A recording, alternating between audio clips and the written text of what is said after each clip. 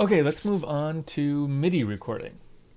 Now, first things first, I'm going to answer the question that I get more than any other question when it comes to MIDI recording, MIDI playback, and really anything MIDI. Okay? So, engrave this in your brain. The most important thing about MIDI is that MIDI is just messages. There's no sound in MIDI. Um, it's just a series of ons and offs, and there's other data in there too, but it's mostly ons and offs. So let me show you something. I'm going to record some MIDI notes.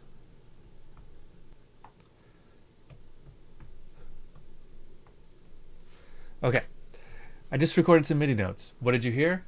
Nothing. There's no sound in those MIDI notes. If I play these MIDI notes back, we will hear nothing.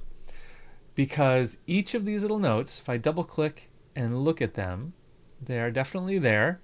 There are my notes. But they are just messages that say, turn this note on, turn this note on, turn this note on. And at the end of the message, it says, turn that note off. There's no sound. And that's by design. It's supposed to be that way.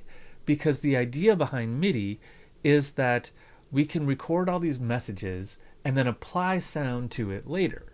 Okay? So let's make this make some sound. In order for this to make sound, I have to put an instrument on it.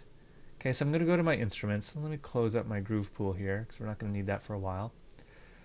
Okay, so here's the instruments I have installed. Now I do have more instruments that I can get under plugins, right? That's where I can get some external stuff. But these are the Ableton built-in instruments. Let's go to, I don't know, a wavetable. Open that up, look at some of the presets. Let's say mallets, audition some stuff. That's nice and clean. Let's grab that. I'm going to double click on it, and it's going to load that onto this track. I can tell that this track now has an instrument on it because when I click on this track, anywhere on this track, I go down here and I see an instrument, basic bells. Now the instrument could look like a bunch of different things, but the main thing we're looking for that tells us it's an instrument is that on the left side here, we have little dots. That says there's MIDI coming in, not sound, but MIDI. And on the right side of it, we have sound, audio. That tells us this is an instrument because it's turning MIDI into sound. See the sound? MIDI, sound. Cool?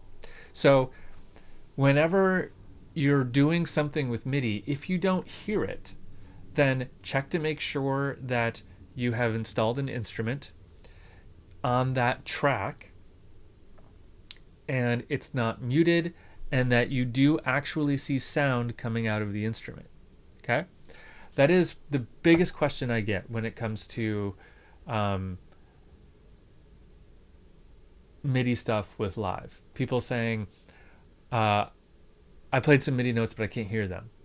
Or I recorded some MIDI or I imported some MIDI but I don't hear anything.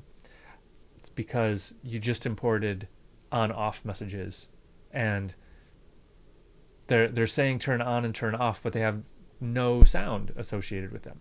So you have to put an instrument on the MIDI track if you want to hear it. Now again, by design, right? Because check it out. If I don't like this sound, I can switch it. Here's a different sound. Let's load that one.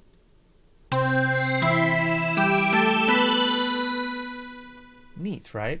This is what's great about MIDI is that you can keep assigning different sounds to it and you're not wrapped into any particular sound. Versus when you record audio, what you record, the sound you record, you're stuck with. You can do some effects to change it, but the bulk of the sound is the bulk of the sound. With MIDI, it's really just messages, and you can apply different sounds. You can actually do a lot with MIDI as well.